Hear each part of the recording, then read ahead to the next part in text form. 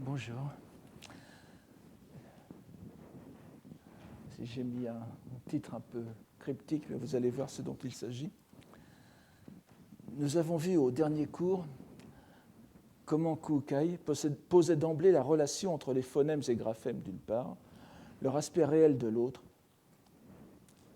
Il les posait donc à ce que nous pourrions appeler le sommet de l'être. Bien que leur mise en œuvre ait lieu dans le monde des passions, notre monde phénoménal, leur source ultime n'est autre que le Bouddha universel, Mahavairochana, Dainichi Nyorai, en corps de loi, Hoshin. Nous avons vu aussi que peut-être pour Kukai lui-même, bien que, reconnaissons-le, cette possibilité reste bien mince tant que nous n'aurons pas trouvé de preuves plus directes, en tout cas pour ses commentateurs les plus anciens, la catégorie des phonèmes, sho, je sais pas qu'on dit koe, s'étend des 5 voyelles du japonais aux 8 cas de la grammaire sanskrite. Je ne cherche nullement à forcer la démonstration, puisque nous avons vu que les deux commentateurs japonais Dohan et Raiyu, du tout début de l'époque de Kamakura et de la fin de cette même époque, n'éprouvent aucune difficulté à mettre en correspondance les 5 sons, goin, et les 5 voyelles japonaises de leur époque. Ce qui fait que la liste des 4 catégories de phonèmes évoquées par Kukai, allant des 5 sons aux 8 cas, si elle est prise selon l'interprétation de ses commentateurs, met tout naturellement les phonèmes japonais dans la continuité de la grammaire sanskrite. Nous avons vu que telle était l'idée de Jien lorsqu'à la même époque que Dohan, il mettait non seulement en rapport les caractères syllabiques du japonais avec les lettres brahmiques, mais comparait même le vocabulaire sanskrit avec le japonais. Je fais ici un tout petit aparté, c'est un peu spécialisé, mais ceux qui ont un peu étudié le kambun et la phonétique se rendent compte qu'il y a une certaine incohérence dans la lecture traditionnelle de ces termes. Je vous donne bien sûr la lecture traditionnelle telle qu'on la trouve dans les éditions des œuvres de Kukai. Par exemple, évidemment, le titre même, Sho, Shōjiji Sogi, Sho est passé, n'est-ce pas? Et d'un autre côté, on vous fait dire Goin et pas Gohon. C'est-à-dire qu'on mélange les lectures Kaon et Gohon. C'est une incohérence que nous livre la tradition. Pour vous dire mon opinion personnelle, à l'époque de Kukai, vous le savez, tout était lu obligatoirement par décret d'État en Kaon. Donc il faudrait dire Seijiji Sogi et pas Shōjiji Sogi. Mais la lecture s'est implantée. En même temps, Goin est bien sûr, serait la lecture Kaon, donc correcte, qui irait avec Se. Gohon est une lecture donc bouddhique, mais en même temps, si on donne le sens plutôt bouddhique de syllabes plutôt que de notes de musique, il faudrait dire Gohon. Alors voilà, je vous livre ce petit dilemme, mais ce n'a pas grande importance pour la compréhension même de notre texte. Nous allons voir aujourd'hui un autre aspect de la présence de la langue sanskrite chez Kukai. Un aspect qui peut paraître élémentaire aux sanskritistes avertis, que nous ne sommes pas bien sûr, puisque cela fait partie de ce que nous pourrions appeler le béaba de ceux qui se lancent dans l'étude de cette langue, mais que nous n'en devons pas moins estimer à sa juste valeur, puisqu'il s'agit en fait d'implanter au cœur de la conscience linguistique des Japonais de l'époque de Heian une relation de faits grammaticaux qui leur était parfaitement étrangère, dont la fonction était de rendre compte de la composition nominale d'une langue on ne peut plus exotique pour eux, mais qui allait malgré tout contribuer, par les possibilités d'application à la langue japonaise qu'ils offraient, à renforcer l'impression de la possibilité d'une correspondance régulière entre les deux langues, en passant cette fois par le chinois. Cependant que de passer à cette partie, il nous faut nous pencher sur une dernière précision que Kukai apporte au premier aspect de son explication des dénominations, myo, n'est-ce pas? Shaku myo. Myo étant encore bien sûr une lecture gohon, si on se met dans l'atmosphère kaon de l'époque, il faudrait dire shakume. On n'a pas le choix. Personne ne lit mais dans ce cas-là. Alors, cette précision est loin d'être aisée à comprendre. Après avoir montré en effet que les dénominations myo se rapportant forcément à des choses, motsu, butsu, proviennent des phonèmes, Kukai nous dit que, la citation, l'examen des dénominations, c'est-à-dire des noms qu'expriment les phonèmes, s'appuie forcément sur les graphèmes. Sho no sen wa Sho no sen myo ou sho no myo sen suru koto wa kanarazu moji ni yoru. Si notre commentateur de référence, comme on dirait de nos jours, c'est-à-dire Dohan, ne juge pas nécessaire d'éclaircir le vocabulaire lui-même de ce passage, et que Raiyu, notre second référent, le passe pour sa part complètement sous silence, nous pouvons descendre un peu plus le cours de l'histoire et aborder un troisième commentaire. Le Shoji Jisogi Kohitsu, ou Kuhitsu, toujours la même différence de lecture, n'est-ce pas?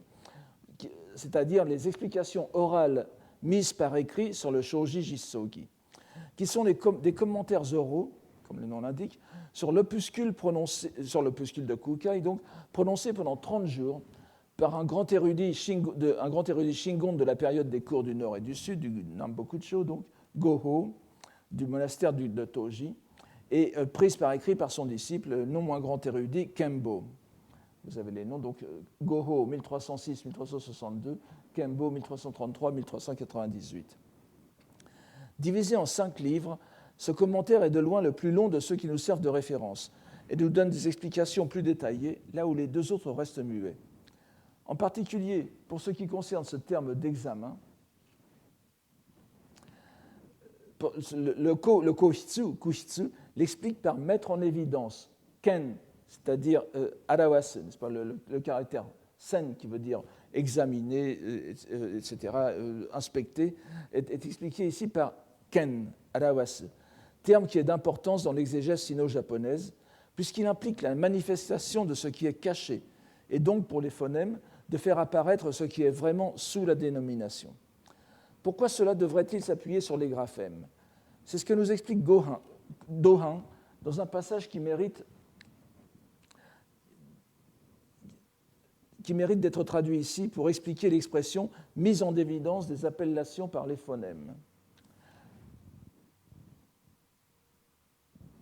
C'est ce passage. Le phonème A, réalisé oralement. Kunai, excusez-moi, je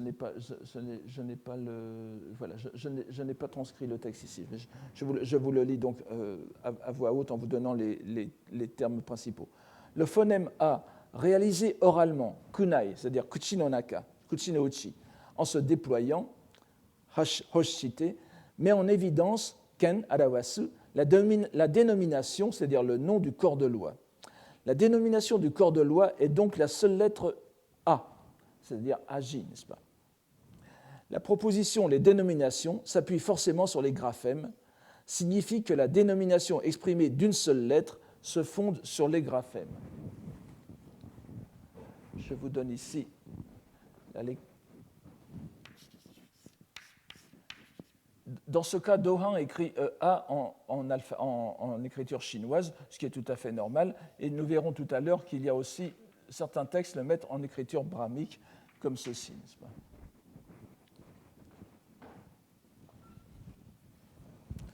Nous avons bien ici, reprise par le commentateur, l'idée de Kukai, selon laquelle la voix, le phonème, ne se déploie pas en vain, et qu'elle exprime forcément le nom d'une chose, d'une entité. Et c'est en cela qu'on appelle l'être, ji, ici à prendre au sens de graphème, c'est-à-dire monji. Mais il vient nous apporter une importante distinction entre l'être ou caractère ji d'un côté, ce caractère-là, n'est-ce pas? Donc, le ji et de l'autre côté, graphème ou signe d'écriture, c'est-à-dire le composé monji. L'écriture mon, selon Dohan, désigne les courbures. Alors, c'est une phrase qui nous posera des problèmes, n'est-ce pas, qui nous causera des difficultés. Donc, l'écriture mon, selon Dohan, désigne les courbures hautes et basses de la prononciation phonétique de la lettre A. Vous voyez, Aji no oi no koge kukyoku kore jitoiyu. Tandis que la lettre au sens de myo, donc de ji, est aussi en même temps soku myo nari, est en même temps l'appellation, la dénomination myo. Alors, il y a un problème, nous allons revoir en réalité ici, Dohan cite, ou précite, on pourrait dire, quelque chose, une phrase de Kukai légèrement modifiée qui va apparaître après. On voit très bien ici la difficulté, n'est-ce pas, puisque il impute au J, c'est-à-dire une lettre, un graphème, donc, ce qui relève du phonème, puisque on-in, c'est la prononciation, littéralement le son et sa rime. Dans la phonétique chinoise, c'est la façon de classer les caractères donc, phonétiquement par leur rime. Ko-ke, alors ko-ge, là aussi ça pose un problème. Ko-ge voudrait dire le ton, alors en chinois ça voudrait dire le ton haut et bas. Kukyoku, la modulation. C'est-à-dire que cela relève entièrement de catégories phonétiques. Non seulement de catégories phonétiques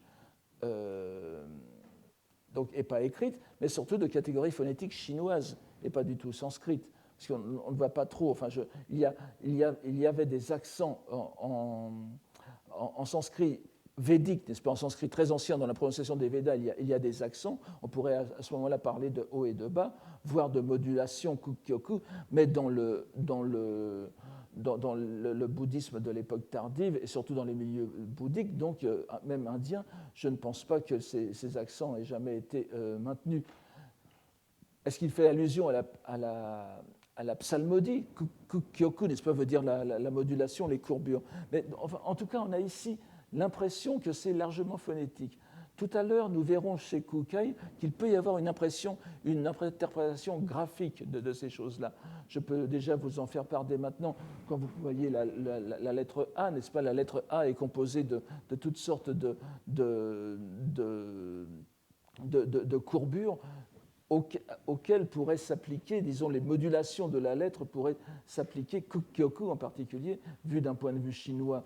Ce sont des lettres plutôt simples et faites de courbures plutôt que de parties, comme dans les caractères chinois. Ici, il y a un problème, mais nous verrons tout à l'heure de quelle façon on pourrait l'éclaircir, à mon sens, selon l'idée de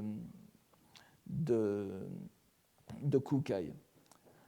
On voit ainsi qu'il arrive souvent avec les commentateurs, d'où qu'ils viennent, nous sommes face à une explication qui peut sembler plus obscure que le texte lui-même. Mais si nous la prenons à la lettre, c'est le cas de le dire, il faudrait considérer que mon désigne le signifiant, disons le contour physique du mot, tandis que J serait le signifié. C'est une première piste pour différencier les deux termes d'un composé qui joue un rôle si important dans ce texte comme dans l'ensemble de la tradition écrite d'Asie orientale. Mais nous voyons que, alors que le composé monji désigne communément le signe d'écriture, il est évident que Dohan veut ici le considérer uniquement du point de vue phonétique. Comment cela peut-il s'accorder avec la suite du texte de Kukai, qui est celui-ci, la deuxième phrase, n'est-ce pas? L'origine, c'est-à-dire la production des graphèmes monji, sont les 6 poussières, Rokujin, qui sont à leur base. Remarquons d'abord que le curieux second syntagme, Moto no Rokujin, n'est-ce pas? Moto no Rokujin, Hon no Rokujin, n'est autre que l'inversion d'un syntagme apparu tout au début de notre même texte. C'est la troisième phrase, Rokujin no Moto, Hobutsu Sammitsu, Sunawachi Korenari. C'est-à-dire la base, le fondement des 6 poussières, elle n'est autre que les 3 mystères du Bouddha en corps de loi. Je fais exprès de prendre une tournure un peu particulière en français pour essayer de suivre le caractère un peu bizarre du japonais de Kukai ici. Alors évidemment, ce texte pour les Japonais, alors, les 6 poussières, ce n'est pas la peine de répéter, n'est-ce pas, ce sont les 6 objets des sens, Rokkyo, les 6 domaines sensoriels, c'est-à-dire Shiki, Shoko, Misokuho, n'est-ce pas, c'est-à-dire la forme, le visible, la voix, les odeurs, les saveurs, le contact et les entités, les dharmas, puisque n'oubliez pas, le sixième domaine sensoriel pour le bouddhisme, ce sont les phénomènes eux-mêmes qui sont perçus par le 6e sens, qui est le sens mental I, n'est-ce pas? Alors, dans cette phrase de Kukai, n'est-ce pas, Rokujin no Moto, tous les éditeurs commentateurs japonais lisent sans peine comme un syntagme nominal déterminant déterminé. Rokujin no Hon, n'est-ce pas? moto, l'origine des six objets sensoriels. Comment se fait-il alors qu'il fasse ici, dans la seconde phrase,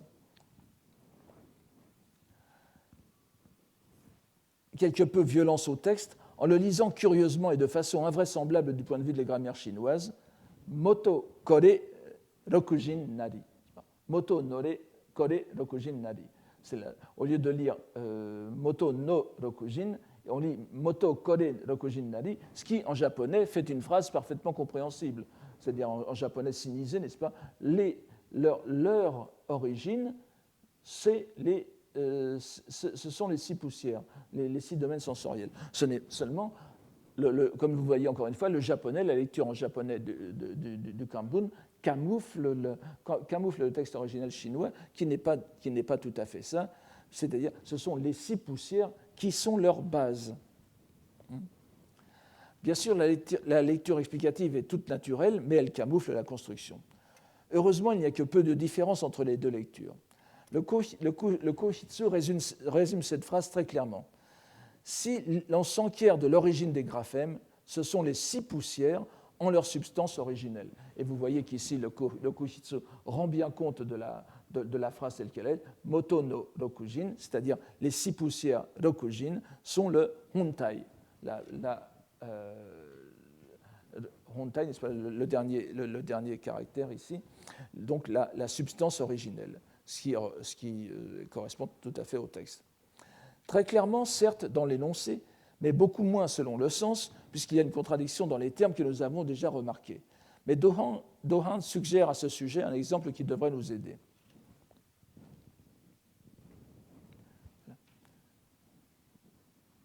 Il a été dit que, Ieri à la fin, n'est-ce pas ? Je vous traduis cette citation. Il a été dit que les graphèmes monji, relevant de l'objet sensoriel qu'est le visible, shikijin, tels qu'ils sont copiés par écrit, shosha, ne sont pas des graphèmes réels et authentiques, shinjitsu no monji.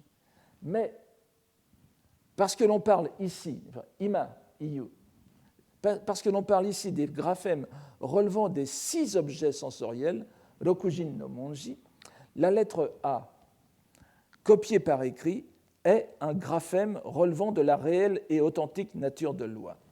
Donc, si disons les graphèmes normaux, les lettres normales du monde phénoménal ne relèvent que de l'objet de la vue, mais les graphèmes, les lettres sanscrites comme la lettre A, dont vous savez que c'est la lettre primordiale qui englobe en elle toutes les doctrines et tous les autres sons, n'est-ce pas ? Eh bien, cette lettre-là ne dépend pas seulement du shikijin, c'est-à-dire de l'objet du domaine visuel, mais il dépend des 6 objets ensemble. Et donc, vous voyez, moto no rokujin. Et donc, en ce sens, c'est en ce sens donc, qu'on peut les comprendre comme étant équivalents soku, n'est-ce pas ? Ce soku, sunawachi, n'oubliez pas ce sunawachi, exprime l'égalité de 2 objets de dimensions différentes. Nous avons agi qui est du point de vue du phénoménal, nous l'avons sous les yeux, mais soku, c'est-à-dire dans une dimension autre qui est la vérité suprême, shintai, n'est-ce pas ? Il est alors un graphème relevant de la réelle et authentique nature de loi, hosho. Vous voyez que donc, si nous suivons ce commentateur, la différence entre le signe phénoménal et le signe réel est que ce dernier ne relève pas du seul domaine sensoriel du visible, comme les lettres vulgaires, je dis vulgaire zoku parce qu'elles relèvent de la vérité vulgaire, n'est-ce pas, zokutai contre shintai, mais elles concernent l'ensemble des 6 domaines, ce qui le subsume dans la dimension de la vérité réelle. Cela fait transition avec la seconde partie, mais c'est la seconde partie de la première partie, j'espère que vous suivez, n'est-ce pas ? C'est-à-dire avec l'exposé d'une autre modalité de comprendre le titre de l'opuscule, qui est composé de 3 termes, sho, ji, jisso, et d'un 4e qui les réunit, phonème, graphème, aspect réel, sens. Le 4e, c'est gi. Pour ce faire, Kukai fait appel à un concept de base de la grammaire sanskrite concernant les modalités de la composition nominale.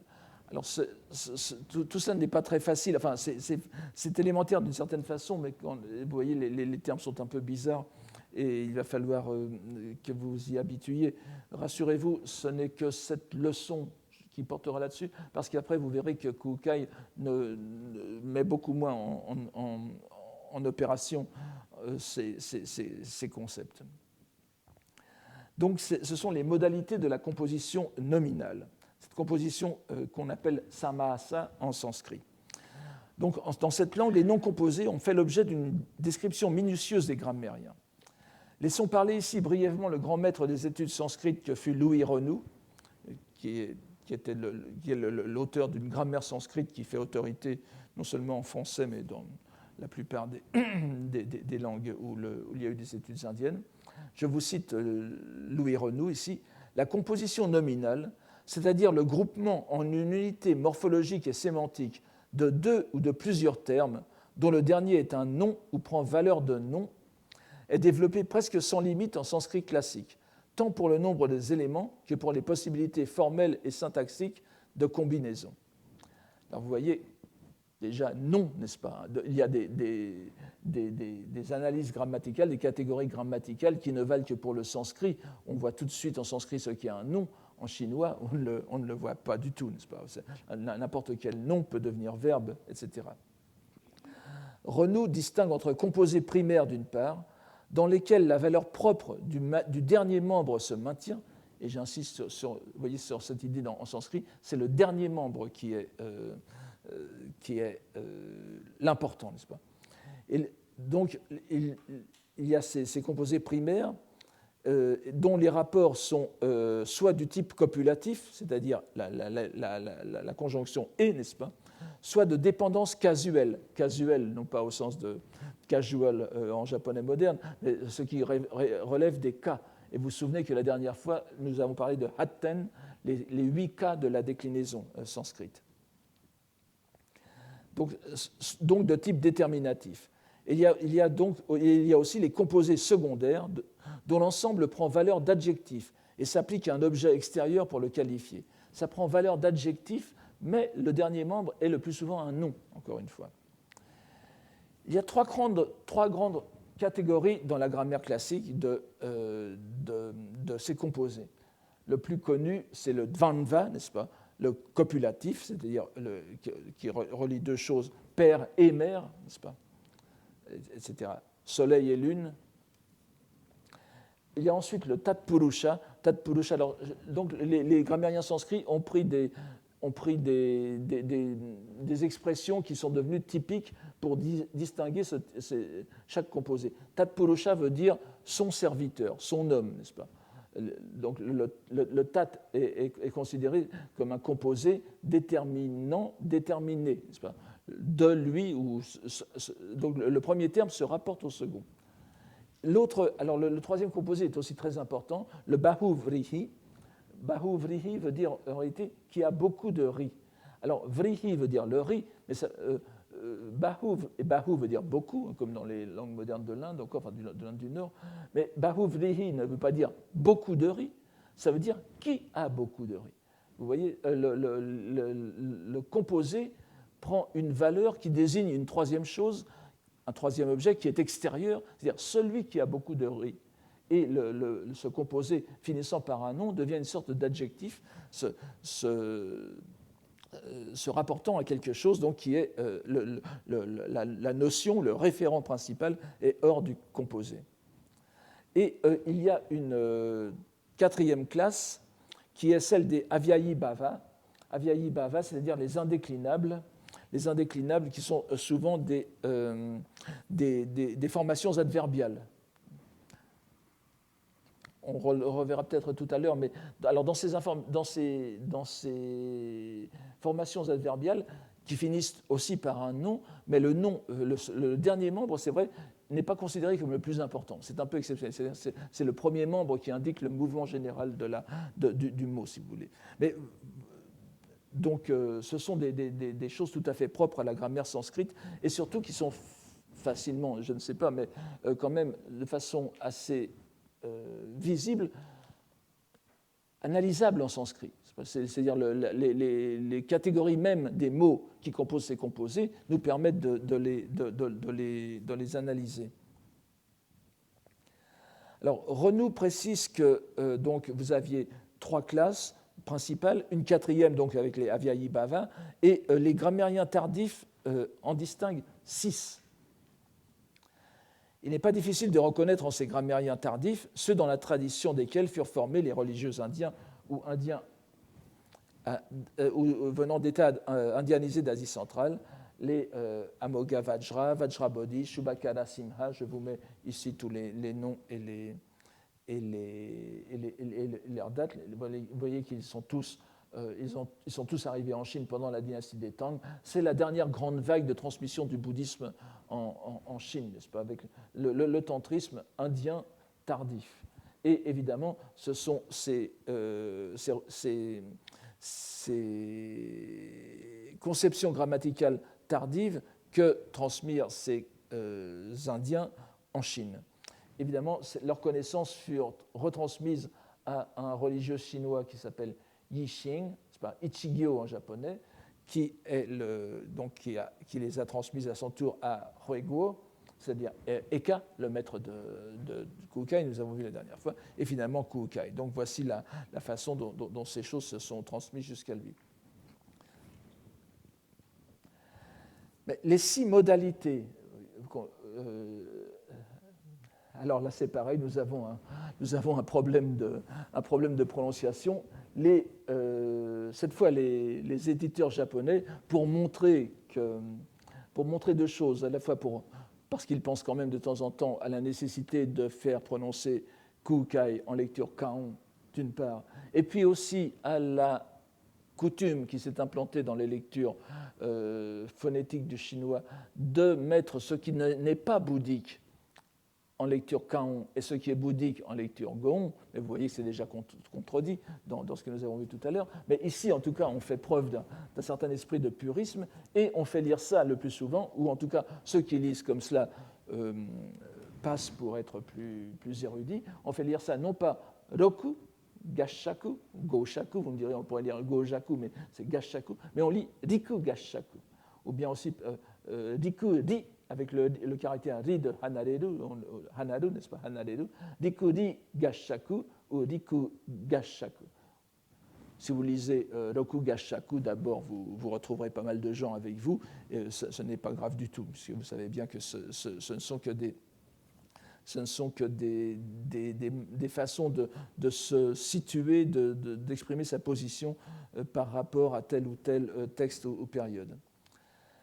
Les 6 modalités que reconnaît Kukai sont donc une méthode d'analyse des composés nominaux, appelée en sino-japonais, donc Rikuri Gashaku, que je traduis par 6 explications par les séparations et réunions, ou bien plus simplement comme ici, Riku Gashaku, explication par les 6 composés.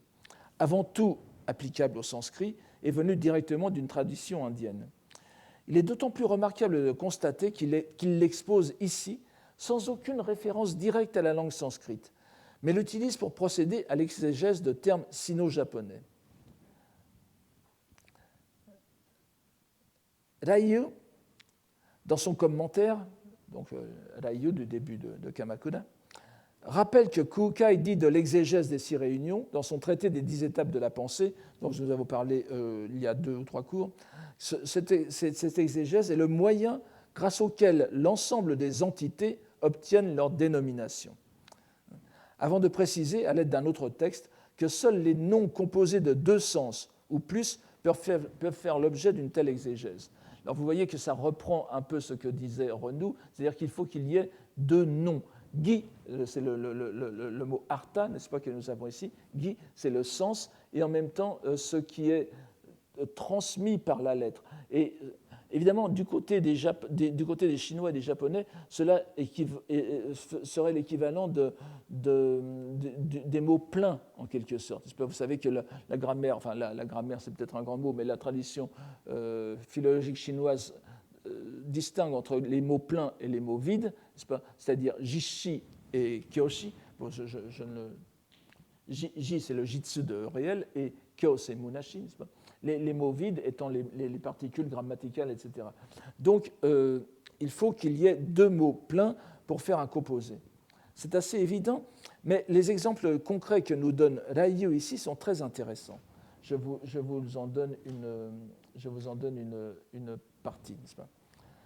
Donc, ainsi, je vous le traduis en même temps que vous pourrez suivre des yeux. Ainsi, pour expliquer Bouddha, c'est-à-dire Bouddha en transcription, l'appelle-t-on l'éveillé, kaksha. Dans ce composé, si j'ai entendu, n'est-ce pas, le caractère chinois sha ou mono a le sens de sujet, shu, shu no gi, nani. Sha, shawa, kore, shu no gi nari. Et il pénètre les 5 agrégats, les goun, n'est-ce pas? C'est-à-dire, donc, c'est une entité qui est.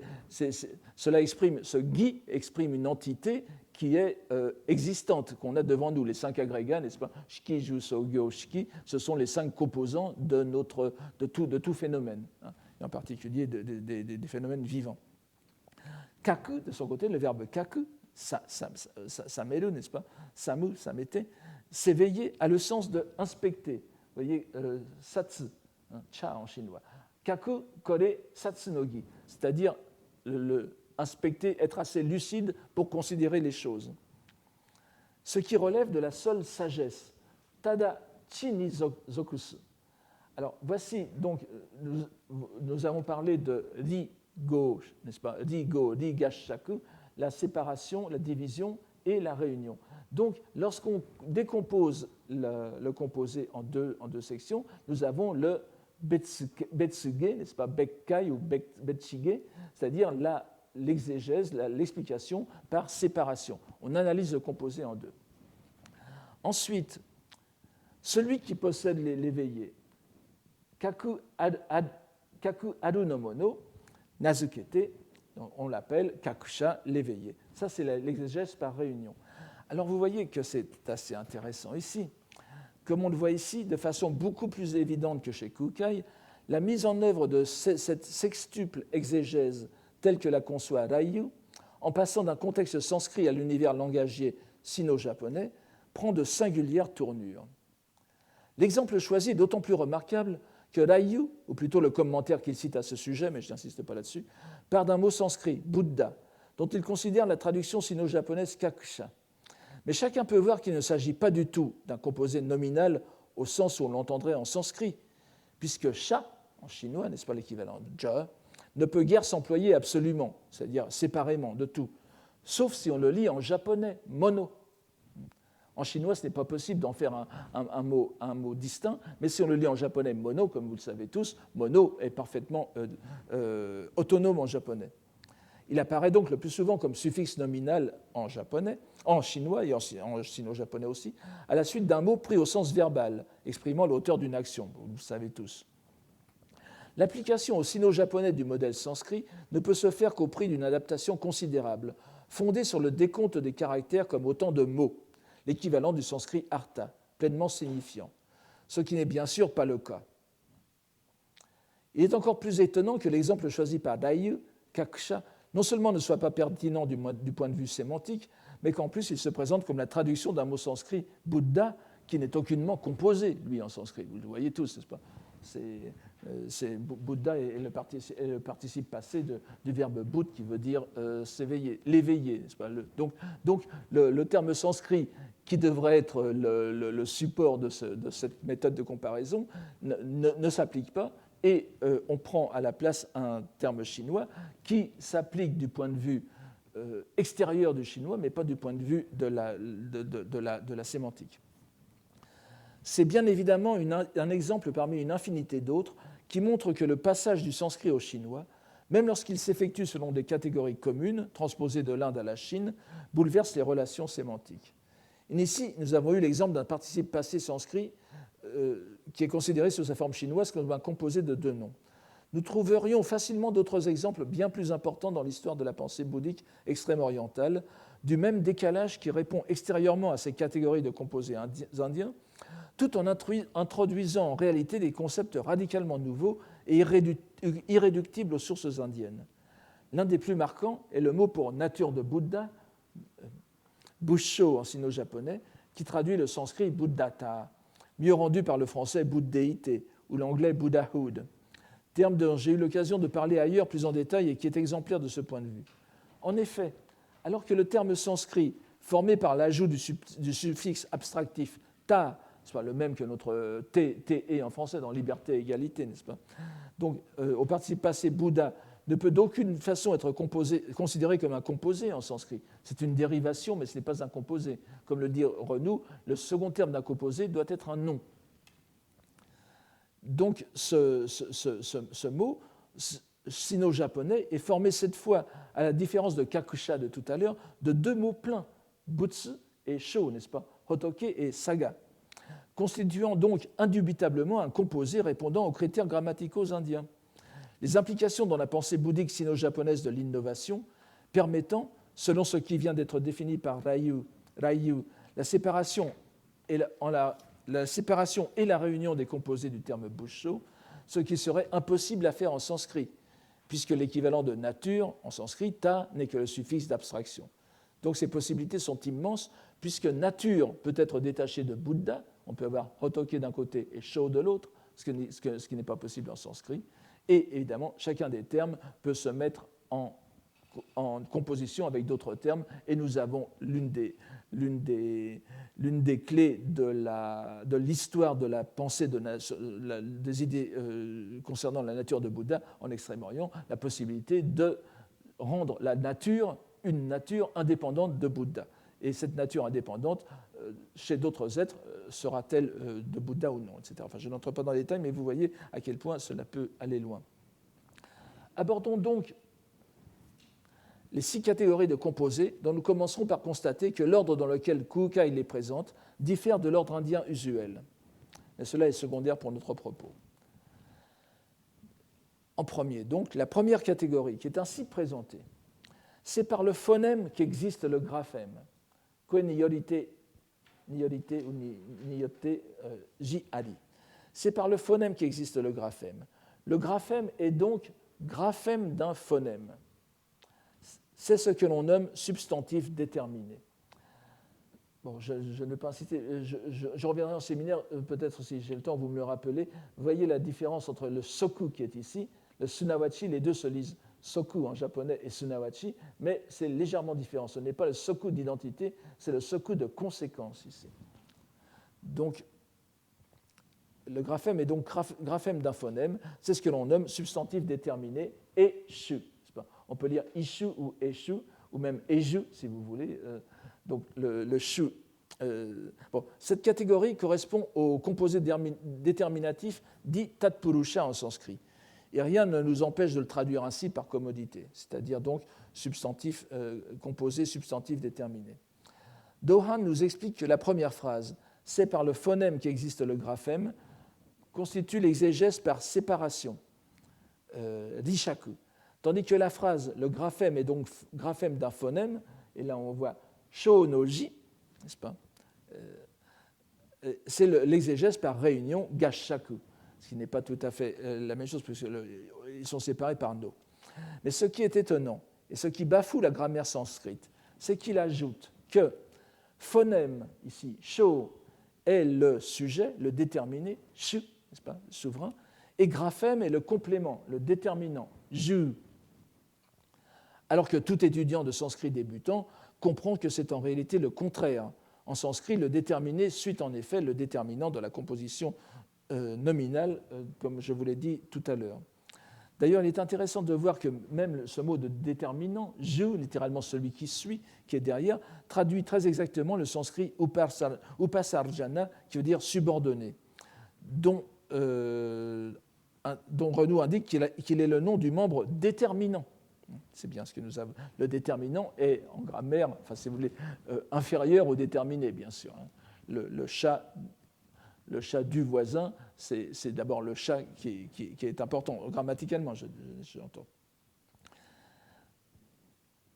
Donc, vous voyez que c'est quelque chose qui est assez bizarre, alors que plus haut, il nous donnait la répartition correcte, puisque vous vous souvenez, il faisait de mono le shu, le sujet. Ça veut dire que c'est fluctuant selon les cas.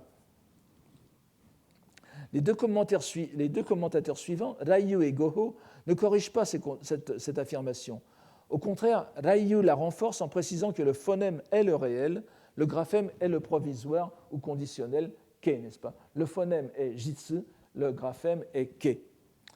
Goho, pour sa part, ne cherche pas à corriger ses prédécesseurs, mais ajoute une précision très pertinente, si nous la comprenons correctement. Donc, je n'ai pas donné ici, n'est-ce pas? Mais dans ce composé, il y a une double relation. D'abord, phonème et graphème se rapportent l'un à l'autre, c'est avec le caractère sobo-su, n'est-ce pas ici, ainozomu. Donc, d'abord, phonème et graphème se rapportent l'un à l'autre, et ensuite, phonème et graphème, donc pris comme composés, se rapportent à l'aspect réel. Dans le premier cas, phonème et graphème sont très probablement à prendre comme composés déterminatifs, et donc à comprendre comme graphème du phonème, tandis que dans le second cas, le composé déterminatif désigne la relation entre shoji et jisso, ce qui implique que shoji devient alors un composé copulatif. La remarque est très pertinente, d'autant plus qu'elle s'appuie directement sur la suite du texte de Kukai. Mais on voit qu'il ne veut pas définir ce qui est su et ce qui est dans ces trois substantifs, c'est-à-dire ce qui est sujet, ce qui est déterminé et ce qui est déterminant. On relèvera aussi sa remarque de bon sens, qu'il rapporte d'un autre traité et qui montre qu'il a une fine perception de la différence entre les mots indiens et sino-japonais. Ces composés de deux termes, gi, ne sont pas seulement composés de deux caractères ji, il distingue ji et gi ici. C'est ainsi que le mot bodai, bien qu'il comporte deux caractères, évidemment c'est la transcription du sanskrit bodhi, n'est-ce pas? Donc bodai, il comporte deux caractères, mais il ne désigne mokusu que le seul éveil, kaku. Donc il y a deux caractères, deux ji, mais un seul gi, n'est-ce pas? De même, l'ignorance, mumyo, qui est l'équivalent, selon donc, le commentateur, d'un seul gi qui est chi, orokanaru koto, n'est-ce pas? Le fait d'être bête, n'est-ce pas? L'ignorance, c'est la bêtise. Donc, bien qu'il y ait deux termes signifiant deux ji en chinois, il n'y a qu'un seul gi, un seul sens qui est derrière, qui est celui de sottise. Bon, là, évidemment, mumyo, on peut quand même en faire une très bonne analyse en chinois. Donc, la démonstration est un peu boiteuse, mais c'est vrai que le mot sanskrit, avidya, est un seul terme. Littéralement, le sans savoir, n'est-ce pas? Kukai finit dans la phrase suivante le tour des possibilités offertes par cette première catégorie. Je vous la lis. Si l'on estime que l'aspect réel se manifeste à partir du phonème et du graphème, il est alors aspect réel des phonèmes et graphèmes, et ce sera encore appelé composé déterminatif. C'est plus que probablement sous cette sous-catégorie de la première catégorie des composés qu'ils font comprendre le titre de l'opuscule de Kukai, c'est-à-dire soit le sens de l'aspect réel des phonèmes et graphèmes. Nous retiendrons en tout cas que malgré la rigueur extérieure de leur analyse, les commentateurs, en inversant les attributions respectives de sujet et complément, et en attribuant le statut de sujet et l'attribut de réalité au phonème d'une part, et le statut de complément et l'attribut de conditionnalité au graphème de l'autre, montrent qu'ils entendent utiliser ces catégories non pas comme des outils d'analyse grammaticale, ce qu'elles sont essentiellement en sanskrit, mais afin de démontrer leur vision scolastique des relations entre les trois éléments fondamentaux que traite l'opuscule de Kukai. Cela n'est rendu possible que par le transfert de ces catégories dans une langue où elles ne peuvent être pertinentes de la même façon, ce qui rend d'autant plus aisée leur application à d'autres fins exégétiques.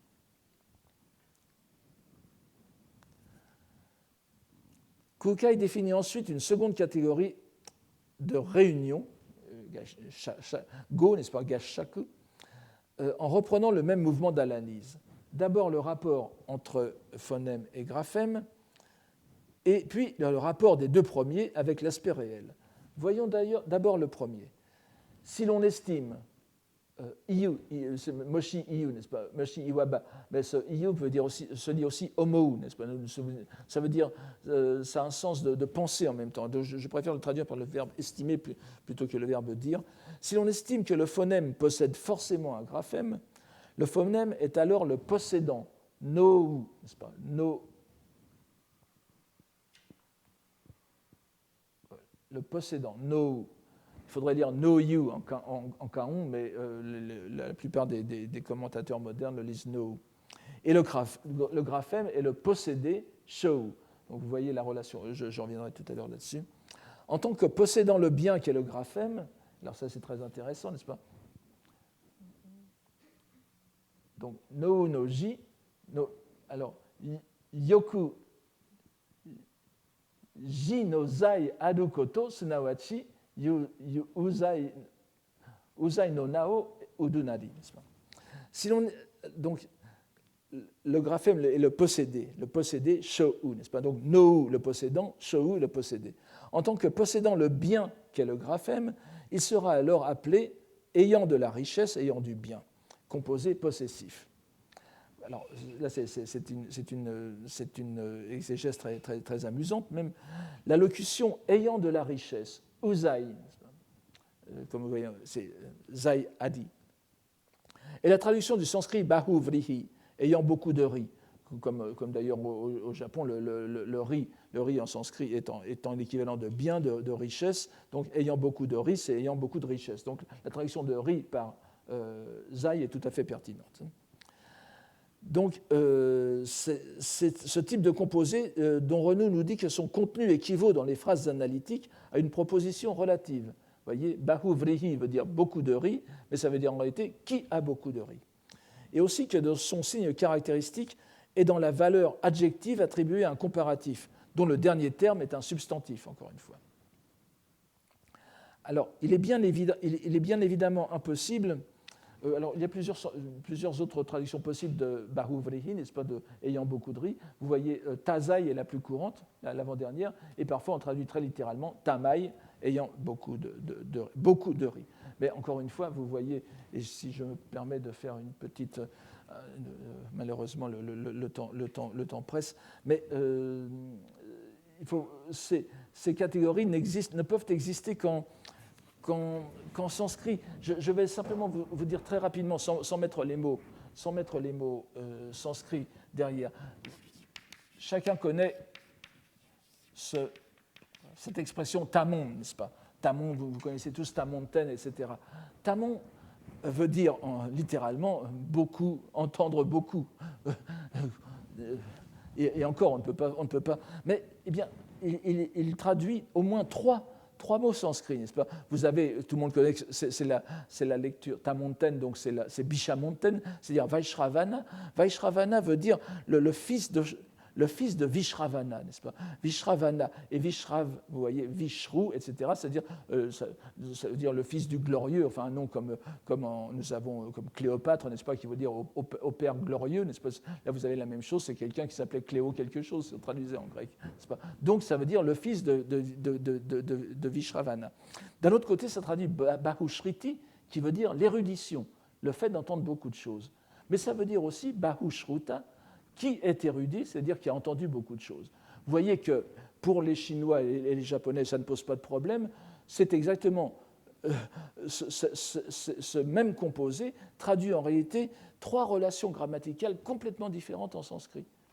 C'est pour vous dire que ces choses... alors que c'est à peu près la même composition que le tazai, vous voyez ici, ayant beaucoup de fortune. Il est bien évidemment impossible d'établir les mêmes relations grammaticales en sino-japonais. Et nous remarquerons que l'analyse syntaxique qu'utilise Kukai pour justifier cette catégorie ne peut se démarquer que faiblement de celle qui précède. D'un côté, pour le composé déterminatif Tatpurusha, il dit c'est par le phonème qu'existe le graphème, et de l'autre, pour ce composé possessif qu'est le bahu vrihi, il dit si l'on estime que le phonème possède forcément un graphème. Mais la différence en français ne doit pas masquer que exister et posséder rendent le même verbe ou qui a les deux sens. N'est-ce pas? De avoir et exister et posséder. Kukai, repris par ses commentateurs, prend ici l'appellation japonaise qui traduit le nom sanskrit de ce composé au pied de la lettre, non pas comme modèle de construction, mais comme métaphore. Vous voyez, il parle de ji-no-zai. Il assimile en conséquence le phonème à un bien, une richesse qui est possédée par le graphème. Ce qui n'est pas du tout, ce n'est pas utilisé comme métaphore en sanskrit. Mais ici, il reprend le terme sanskrit de zai, vrihi, comme métaphore, parce qu'il n'a pas d'autre, c'est la meilleure utilisation qu'il puisse en faire. Cependant, ainsi que le rappelle Renou, bien que rien n'empêche en sanskrit de prendre un composé copulatif, dvandva, comme un composé possessif, je préférerais dire adjectival ou relatif, par exemple le composé lune-soleil pourrait être pris comme adjectif qui est fait comme la lune et le soleil, qui ressemble à la lune et le soleil, cela est évité dans les textes littéraires. C'est-à-dire qu'on ne prend pas deux mots pleins pour en faire un adjectif. Mais nous comprenons bien que donc ce qui est fait ici, n'est-ce pas? Jizai. Mais nous comprenons bien que le propos de Kukai n'est pas de se livrer à une analyse grammaticale fondée sur les modèles sanscrits, ce qui serait de toute façon presque impossible, mais d'utiliser ces 6 modalités de composition, exactement comme l'indique leur nom sino-japonais de Rikugashaku, et nous n'avons pas fait attention suffisamment au fait que c'est shaku qui est important ici, c'est-à-dire comme une méthode d'exégèse et non pas d'analyse grammaticale, portant à chaque fois sur les mêmes termes, ce qui serait beaucoup plus difficile en sanskrit. Parce que n'oubliez pas, ces 6 méthodes d'exégèse, c'est pour ça que j'ai parlé de la grammaire à l'herméneutique, s'appliquent aux mêmes 3 mots, n'est-ce pas? Sho, ji, jisso. Ce qui serait invraisemblable en sanskrit, parce qu'on ne peut pas faire passer ces 6 modèles d'analyse sur des termes sanscrits qui seraient forcément différenciés grammaticalement. Il s'agit donc de reconsidérer les sens possibles, les modes combinatoires possibles à l'intérieur d'un composé, cette fois jukugo, qui en tout état de cause reste immuable, ce qui n'est pas le cas dans les prototypes sanscrits, comme l'indiquent les appellations elles-mêmes. Kukai prolonge ensuite son analyse à l'aide du modèle Bahuvrihi sur le composé qui inclut cette fois l'aspect réel. Les phonèmes et graphèmes possèdent forcément l'aspect réel. L'aspect réel possède forcément les phonèmes et les graphèmes. Étant réciproquement possédant et possédé, ils seront donc appelés comme précédemment, c'est-à-dire ayant de la richesse. Bien qu'il soit possible de trouver, si nous en croyons Louis Renou, des cas d'inversion de Bahuvrihi, je n'entre pas dans les détails, cela s'explique en sanskrit par les formes grammaticales des mots du composé et n'a rien à voir avec la façon dont Kukai envisage la réciprocité des termes shoji d'un côté et jisso de l'autre. N'est-ce pas? Vous voyez, go-so, c'est-à-dire so-go. On peut, selon Kukai, inverser la relation, ce qui ne serait pas possible en sanskrit. Il ne s'agit pas ici, nous l'avons compris, d'une relation grammaticale, mais d'un développement doctrinal. L'aspect réel comprend les phonèmes-graphèmes et est logiquement et pratiquement indissociable d'eux, de même que l'inverse est vrai, puisque nous avons vu que phonèmes et graphèmes sont avec l'aspect réel dans une relation appelée triple mystère d'égalité du Bouddha en corps de loi, ce que je vous mets ici, Hobutsu Byodo Sammitsu, no Sammitsu. Le caractère éminemment original de cette conception réciproque du mode de composition n'échappe pas aux commentateurs. Et Dohan remarque à ce propos. Cependant, il y a ici explication par possession réciproque. No sho no shaku. No sho no shaku. Cette explication par le type de composé ayant des richesses des phonèmes et graphèmes est en contradiction, soi, le dernier mot, avec le sens ordinaire, jotonogi, du composé en bahuvrihi. Donc il connaît quand même le principe. Et d'ajouter avec beaucoup d'à-propos, il faudrait y consacrer un plus vaste examen, hiroku kangau beshi. Indien et sino-japonais, en réalité, ne parlent pas de la même chose. Nous arrivons ainsi au 3e mode de composition. Alors que les 3 modes les plus répandus dans la composition nominale indienne sont ceux énoncés plus haut, c'est-à-dire Dvandva, Tatpurusha et Bahuvrihi, Kukai, après avoir présenté son analyse des 3 termes selon les modalités du Tatpurusha et du Bahuvrihi, a maintenant recours à une nouvelle catégorie, qui est en réalité, selon la grammaire traditionnelle sanskrite, une sous-catégorie du Tatpurusha. Alors que Renou appelle relation casuelle, dont le premier membre, s'il était analysé, serait mis à un cas oblique, c'est-à-dire qu'un cas qui n'est pas le nominatif, un génitif ou un datif, etc., pour l'expliquer. Évidemment, ça ne marche pas en chinois ni en japonais, puisqu'à la rigueur, en japonais, on peut mettre des particules qui se substituent au cas, mais pas du tout en chinois. Ce composé est appelé karma dharaya, que Renou traduit avec quelques hésitations par porteur de l'acte, et dont il explique qu'il s'agit d'une réattribution d'une relation attributive ou appositionnelle. Celui-ci, mon père, ce héros. Au sourire sidou même, vous pouvez continuer. Donc c'est... Alors, à la différence du pur Tatpurusha, les deux termes du composé, s'ils étaient analysés, seraient du même cas en sanskrit. C'est-à-dire on pourrait par exemple penser à un composé comme Chandra Mukha, qui veut dire littéralement Chandra, la lune, Mukha, le visage. Eh bien, Chandra Mukha veut dire qui a un visage comme la lune, qui a un visage de lune, une beauté au visage de lune, n'est-ce pas? Ce qui implique, en dehors de la relation attributive clairement visible en sanskrit, une égalité de niveau des deux termes. Égalité qui est la seule manifeste en chinois, puisque le sens adjectival ou attributif ne peut se donner qu'en juxtaposition. Et cela deviendrait un composé déterminé comme dans le premier cas. Kukai nous présente donc ainsi cette relation. Si l'on dit qu'il n'y a pas... C'est la seconde phrase, n'est-ce pas? Si l'on dit qu'il n'y a pas de graphème hors du phonème, le graphème est alors le phonème, ce qui est l'exégèse attributive, jigo shaku. Vous voyez que jigo shaku, jigo est la traduction littérale du sanskrit, go c'est karma, ji le verbe porter, darai, donc la racine da, n'est-ce pas, qui se conjugue, qui fait daraya, le portage, si vous voulez, ou celui qui porte le karma. Alors, appliqué à la relation avec l'aspect réel, nous retrouvons le même parallélisme. Si l'on dit que hors des phonèmes et graphèmes, il n'y a pas d'aspect réel, les phonèmes graphèmes sont alors l'aspect réel, et on l'appellera aussi comme précédemment. Les explications apportées par les commentateurs à cette catégorie, dont la compréhension est bien délicate pour un bouddhiste de langue chinoise, aussi érudit soit-il, sont elles-mêmes directement puisées aux commentaires chinois. Pour les résumer, la phrase de Kukai implique qu'il n'y a pas de relation médiatisée par une relation grammaticale ou casuelle entre les trois termes considérés, chacun étant alors directement l'autre. Le phonème est le graphème. L'aspect réel est le phonème graphème. Ce qui explique qu'à la fin, vous allez voir que Kukai accorde une valeur particulière à cette composition. L'appellation de porteur de l'acte qui est donnée à ce composé est alors à prendre à la lettre, alors que l'on pourrait penser qu'il s'agit en réalité d'un exemple l'illustrant, comme les dénominations précédentes. Ainsi d'ailleurs que le laisse penser l'autre appellation de chiji. C'est parfois traduit par chiji, je ne l'ai pas mis ici, c'est-à-dire koto omotsu, n'est-ce pas? Koto omotsu, que l'on pourrait traduire par qui tient ou maintient l'œuvre, celui qui tient ou maintient l'œuvre, ou qui assure l'œuvre. Les commentaires invoqués parlent en ce cas de la distinction. Vous le voyez sans doute ici.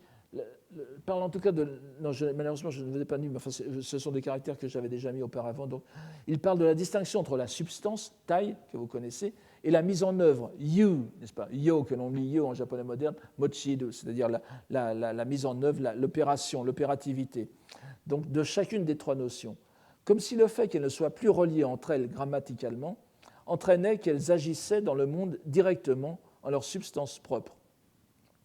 L'exemple donné dans le Kohitsu à cet égard est très intéressant. Il s'agit du composé pour leur... Attendez, j'espère que je l'ai mis. Malheureusement, je crois que je ne l'ai pas mis ici, n'est-ce pas? Enfin, en tout cas, je vais vous l'expliquer avec les mots les plus importants. Il s'agit du composé genkon, c'est-à-dire manako, n'est-ce pas? Meno, neko, la racine. C'est-à-dire, ça veut dire le sens visuel, l'organe de la vision, littéralement la racine de l'œil. L'œil est glosé dans son composé comme la substance, tai, et la racine, c'est-à-dire l'organe physique, kon, c'est la fonction, yu. Il faut alors comprendre que l'organe étant directement impliqué, c'est-à-dire qu'il porte ou maintient sa fonction, n'est-ce pas, J, dans son opération de vision, qui est sa substance, il n'y a pas d'autre relation entre eux que l'immédiateté de son acte. Donc Genkon est un jigo, c'est-à-dire un porteur de l'acte, dans la mesure où sa validité, yu, sa mise en opération, est consubstantielle, c'est le cas de le dire, à sa substance, tai. Donc malgré malgré la séparation dans le composé, ils sont liés intrinsèquement l'un à l'autre. Vous voyez, on saute de l'explication grammaticale à une explication qui est, pour ainsi dire, métaphysique. On l'explique comme un gui et non pas comme un composé. Donc il n'y a pas d'autre relation entre eux que l'immédiateté de l'acte. Sans entrer davantage dans les détails, nous voyons ici encore que les catégories grammaticales sanskrites ne sont pas en jeu. Kukai utilise encore une fois cette catégorie comme modalité de compréhension des relations des trois termes qu'il entend expliquer. Compréhension qui ne relève bien sûr pas du tout de la grammaire, mais de la contemplation. Curieusement d'ailleurs, il renvoie le lecteur à un autre texte. Dans une phrase que je vous cite maintenant, ce sens ou ce dogme est exposé en détail dans le commentaire de Ichigyo que nous avons vu tout à l'heure du sutra de Dainichi Nyorai, Dainichi Kyo. On se reportera à ce texte pour le comprendre. Or, le terme de Jigo Shaku, comme le remarquent déjà les commentateurs médiévaux, ne figure pas dans le passage concerné. C'est en quelque sorte par allusion qu'il faut le comprendre et faire le lien avec le porteur de l'acte. En revanche, ce passage dit clairement, en expliquant le sens de l'enseignement des paroles de vérité, Shingon, c'est la troisième citation, n'est-ce pas? Shingon no Kyoho, et en prenant l'exemple de la lettre brahmique A, c'est-à-dire l'aspect où il explique de cette façon, l'aspect ou la marque, n'est-ce pas? So, vous voyez ici, so fuitai. L'aspect ou la marque n'est pas différent de la substance, et réciproquement, pas plus qu'elle n'est réalisée par la fabrication ou l'activité, n'est-ce pas? Zosaku no nasu tokoro ni arazu. Ainsi, la lettre brahmique A, que ce soit comme phonème ou comme graphème, ne relève en rien de la production. Fusho. Alors ici, les derniers mots de la dernière ligne. Kyotai fusho. Fusho, excusez-moi, le sho, ce n'est pas koe, c'est évidemment umaderu, n'est-ce pas? Dohan nous explique que dans ce passage, l'aspect est le phonème graphème, la substance est l'aspect réel, et que les phonèmes graphèmes sont l'aspect réel. Nous comprenons ainsi que le composé dit porteur de l'acte ne sert ici qu'à exprimer l'égalité entre elles de ses parties. De même que dans la grammaire sanskrite, telle qu'elle semble avoir été comprise par Kukai, le caractère attributif de cette modalité d'union fait qu'un membre est l'attribut de l'autre et qu'ils ne sont pas en rapport de subordination. Cela amène au bref examen d'un quatrième type de composé appelé en sanskrit Avayibhava. Il n'y a pas de circonflexe sur le A, là, excusez-moi. Indéclinable, dont le sens est le plus souvent adverbial, comme par exemple naturellement en français. L'appellation sino-japonaise en est Ringon Shaku. Encore une fois, on pourrait lire Rinkin Shaku, que nous pourrions traduire par exégèse de voisinage ou de proximité, si vous voulez bien m'excuser. Kukai la présente ainsi, toujours en conjonction avec les trois termes dont il examine la dénomination. Si l'on soutient que phonème, graphème, aspect réel s'entrepressent, vous voyez, hakkon, semari chikazuku, ou sont en contact à l'extrême, au point de ne pouvoir échapper les uns aux autres, ils seront parallèlement appelés proximes. Ici, malheureusement, les commentaires ne nous aident guère, dans la mesure où ils ne tentent pas de concilier la définition de ce mode de composé avec l'usage qu'en fait Kukai. Les commentaires modernes se contentent de paraphraser le texte. Il paraît en tout cas certain que le caractère indéclinable du composé sanskrit, son invariabilité donc, comme c'est le propre des adverbes, influe sur la description qu'en fait Kukai. Les membres de ce composé sont étroitement liés les uns aux autres, au point qu'on ne puisse les séparer par l'analyse, qu'ils ne puissent s'échapper et s'éloigner les uns des autres. Le lien logique entre les deux dimensions grammaticales et exégétiques est assuré par le fait qu'un adverbe, en sanskrit comme en français, ne peut être divisé en parties de même importance sémantique. Il constitue donc un tout, ce qui est le cas des trois termes shoji jisso, considérés à la lumière de cette exégèse de proximité. L'avant-dernière rubrique est moins clairement lisible, au point que les commentateurs ne sont pas d'accord sur la façon de découper les paragraphes. Je vais simplement, parce que nous arrivons à la fin du cours malheureusement, mais ce sont quand même des choses importantes. Dans cette, je vous résume simplement et vous verrez les choses, nous verrons les choses plus longuement lors du séminaire. Il met ici dans cette cinquième, donc avant-dernière rubrique, et vous verrez qu'il n'y a pas de sixième rubrique en réalité, il met la plus importante des modalités de composition nominale en sanskrit, c'est-à-dire les dvandva, n'est-ce pas? Les dvandva, la composée copulative, père et mère. Et alors que dvandva veut dire ce qui est relié, n'est-ce pas? Vous avez lune et soleil, montagne et forêt, etc. Ce qui est relié, on le traduit ici en sino-japonais, évidemment ce n'est pas Kukai qui l'a fait, ça existe déjà avant, mais par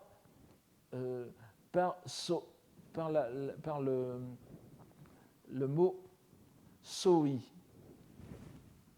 Vous l'avez ici, n'est-ce pas? La troisième ligne, voilà, soi. C'est-à-dire mutuel. Alors, littéralement, ça veut dire en japonais, comme en chinois, différent l'un de l'autre. Différents, on pourrait même les mettre comme participe présent, n'est-ce pas, qui diffèrent l'un de l'autre. Et c'est souvent, en logique, ça veut dire aussi contradictoire. Alors, c'est tout à fait, pour le coup, différent du mot sanskrit, puisque le mot sanskrit indique, le mot, comme on dit en français, copulatif, ça indique la réunion. Or, ici, c'est la contradiction. Deux termes sont juxtaposés l'un à côté de l'autre, et étant juxtaposés, ils deviennent contradictoires. C'est-à-dire que l'un n'est pas l'autre. Il n'y a pas de relation de déterminant-déterminé, et on les dépose tels quels. Alors, l'épithète de copulatif l'indique bien, donc il est relié à l'autre par la copule. Mais même lorsque, du point de vue sémantique, les concepts exprimés par les mots peuvent s'opposer entre eux, comme par exemple dans bien et mal, vieillesse et jeunesse, leur rapport grammatical est bien d'union. Mais Kukai choisit d'interpréter ce rapport copulatif comme un rapport d'opposition, voire de contradiction, précisément pour la raison que leur rapport n'est plus que de juxtaposition et qu'ils n'ont donc aucun autre lien entre eux que le contraste que produit naturellement cette juxtaposition. Il est hautement significatif que Kukai ait mis en dernier lieu cette catégorie, qui apparaît en général en premier dans les grammaires sanskrites, parce qu'il s'agit justement du mode le plus simple de composition. Et la raison en paraît évidente, c'est que les composés étant juxtaposés, on ne peut instaurer de rapport logique, sémantique et religieux au sens qui concerne la pratique bouddhique, entre eux. Cette catégorie ne lui sert en conséquence à rien, sinon à définir, pour ainsi dire, le niveau zéro des rapports entre Shoji et Jisso. Elle est d'une certaine façon le miroir de la catégorie de l'exégèse de proximité, que nous avons vu tout à l'heure, qui la précède immédiatement, où les termes sont si étroitement compressés ensemble que l'on ne peut les distinguer. Dans un tel contexte, les sons ne sont que bruits dénués de sens, qui ne se rapportent à aucun objet, tandis que les lettres sont de simples formes. C'est ce qui est dit après, mais je ne reviens pas ici, je n'ai pas le temps d'insister là-dessus. Donc la sixième catégorie, qui est la catégorie des composés numériques en quelque sorte, comme en japonais, en sanskrit on dit dvigu, n'est-ce pas? Les deux vaches. On peut parler de trilokam, le triple monde, les trois mondes, chaturlyugam, mais comme vous voyez ici dans Shoji Jisso, il n'y a pas de numératif, donc ça ne concerne rien. Et Kukai va conclure de la façon suivante, je vous le donne ici, n'est-ce pas? Le composé contrastif ou oppositionnel, soi, est l'exégèse qui procède selon le superficiel et le sommaire. Tandis que les catégories dites porteurs de l'acte et proximes, les deux, n'est-ce pas, Jigo et Ringon, sont des exégèses qui s'appuient sur le profond et le secret. Bon, ici, tout est dit, n'est-ce pas? Il n'y a rien à faire de la première méthode exégétique, le soi, la méthode contrastive, tandis qu'une bonne exégèse ésotérique portera sur les deux autres modes. Jigo, qui est la méthode où Tai et Yu, je vous parle ici de la conception de Kukai, n'est-ce pas de la conception originelle, ce n'est pas le Karma Dharaya. Donc Tai et Yu sont inscrits ensemble, et de même, dans le Ringon, les trois composés forment un tout. Et évidemment, le Soishaku est considéré comme l'exégèse qui est celle pratiquée par les doctrines exotériques, c'est-à-dire non ésotériques, le Kengyo, où, vous vous souvenez de ce qu'avait dit Kukai dans un texte antérieur, le reproche que l'on doit faire à ces doctrines non ésotériques, c'est qu'elles reconnaissent l'impuissance du langage à communiquer le niveau suprême de l'existant. Ce qui n'est pas le cas pour l'ésotérisme, puisque, comme on le voit ici, même à tous les niveaux de compréhension, que ce soit le niveau le plus phénoménal jusqu'au dernier niveau, il y a une continuité entre eux, si bien que le langage, à partir de ces manifestations phénoménales, peut mener jusqu'à la réalité Jisso. Voilà. C'était un peu complexe. Rassurez-vous, ce sera beaucoup plus simple, enfin, en tout cas dans l'énoncé les prochaines fois. Nous ne retrouverons pas trop de grammaire sanscrite, heureusement ou malheureusement. Je vous remercie pour aujourd'hui.